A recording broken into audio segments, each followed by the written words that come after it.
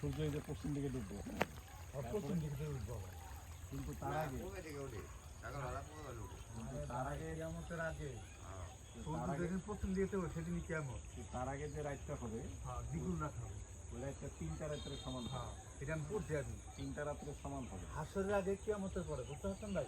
একটা বই আছে আমার কাছে, বই আসলো এটা মধ্যে সব কিছু লেখা আছে। ওই 3 রাতের সমান যে রাতটা হবে ওই রাত শেষ হওয়ার পরে সূর্যটা উঠবে পশ্চিম দিক থেকে। এই তখন থেকে আর কোনো নাই, মানে তওবার দরজা বন্ধ।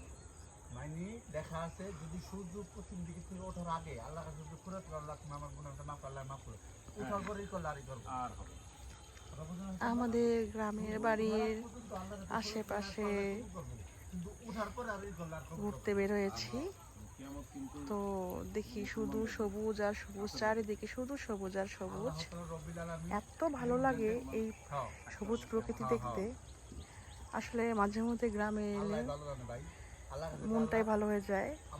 মাঝে মধ্যে প্রত্যেকেরই গ্রামে আসা উচিত, এলে সবারই মনটা ভালো হয়ে যাবে। এত সুন্দর সবুজ প্রকৃতি দেখলে কার না মন ভালো হয়। আমার তো অনেক ভালো লাগে, তাই আর কি আপনাদের সাথে একটু শেয়ার করলাম। আমাদের গ্রামটা অনেক সুন্দর, শুধু সবুজ আর সবুজ। আমি মাঝে মধ্যে আমরা আসি, আমার এখানে বাবার বাড়ি, দাদার বাড়ি প্লাস আমার শ্বশুর বাড়ি, একের ভিতর 3।